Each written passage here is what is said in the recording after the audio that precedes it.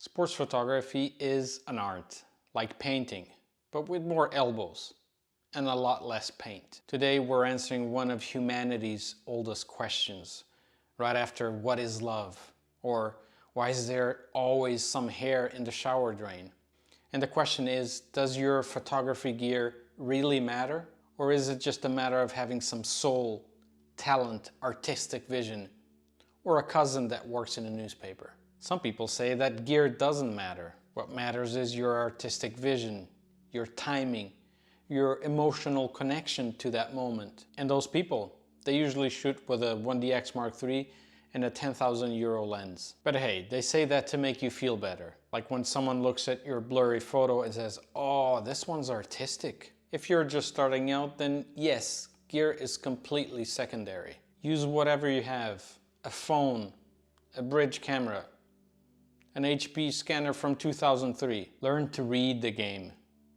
Learn to position yourself. Learn not to get hit by the ball during the game. Most people don't miss a shot because they have cheap gear. They miss it because they were eating a snack when the striker took the shot. The problem is when you actually know what you're doing, but you still miss the shot because your camera is slow, because your lens is dark, or your camera autofocus has the reaction of a sloth on a beach vacation. Now let's discuss a few of those technical aspects of your camera or of your lens that can affect the importance of having the right gear. First up is the FPS, which stands for frames per second. So in summary, how many pictures can your camera take in 1 second?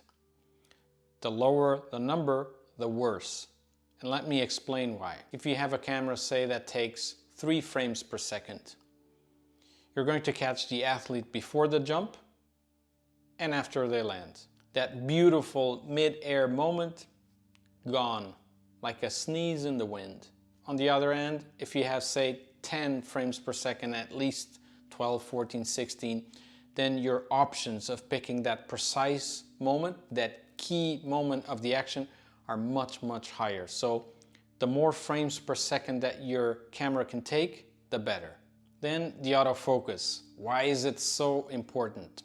The autofocus system in entry-level cameras is like that cousin that helps you with the moving of your house. He's there, but he's not really doing anything now, is he? You have half a team running towards the goal and your camera is trying to focus on a pigeon behind the referee. On the opposite end, if you have a camera with a good focusing system, ensures that you can keep tracking those subjects as they move across, or when you're just starting to shoot, they snap on instantly and they lock to that subject. Now let's talk about ISO and low light performance. When this topic comes up, people immediately think of night games or games inside gymnasiums. With high ISO, you either capture the shot or you summon the ghost of Saint Noise, patron saint of grainy disaster. Now lenses and their f-stop. So the smaller the number, the wider the lens opens. And this might seem counterintuitive, but that's the way it works. They just like to confuse photographers, I guess. So a lens with a f2.8 f-stop, for example, it opens quite wide. It lets in a lot of light. On the other end, a lens with f5.6, for example, it doesn't open as much. So it's not very welcoming to the light. Obviously, both have their benefits, but in sports, we want to be able to freeze the action. And a fast lens, so say f2.8, lets in a lot of light. And what does that mean? It means we can keep that shutter speed really high and the ISO low. So the quality of the images is naturally better. Also, because it opens so wide, the subject will pop out of the frame almost, because the plane of focus, so the area of the image that's in focus with f2.8, is a lot more shallow. So let's imagine I have my athlete between my two hands here. This area of the image is in focus and everything else, so in front, closer to the camera, or behind it, it starts to slowly fade away. And that's what we want. We want that subject to pop. With a slower lens, so 5.6, for example, the plane of focus is much bigger. There's a lot more things in focus. And that makes it so that the background will also be a lot more in focus, and that can be distracting. Then there's the buffer, which is that lovely moment when your camera just blocks and says, hold on, I'm still processing all the pictures that you took.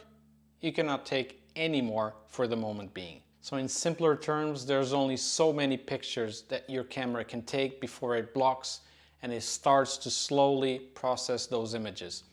Once it does that, then it will allow you to take some more pictures. So a small buffer will block the camera much faster. And when we're shooting sports, most of the time we're taking a big sequence of images to then be able to pick that specific moment. And if you hit that buffer very quickly, then you're gonna be looking at the action and not being able to capture it, which is what you want. One aspect that people often forget when thinking about the buffer is the memory cards.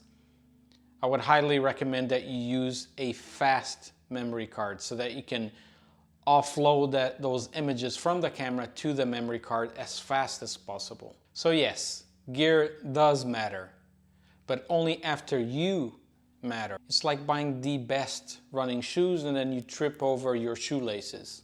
What's the point? The right gear doesn't make you a better photographer. It just stops you from failing for technical reasons. It's like a good frying pan. It doesn't cook dinner for you, but it will stop the steak from clinging to the pan forever, like an emotional scar. I remember shooting sports with a DSLR that shot 5 frames per second.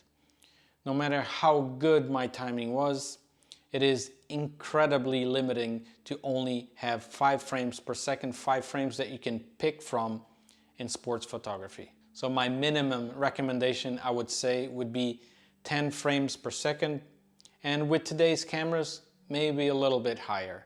Below that, you're really playing with fire and luck. At the end of the day, the most important thing isn't even the gear or the photographer or even the sport. The most important thing is that you don't forget to charge the batteries, because without battery power, even the best camera in the world is nothing but a heavy necklace. So has gear ever prevented you from capturing a unique moment? If so, let me know in the comments.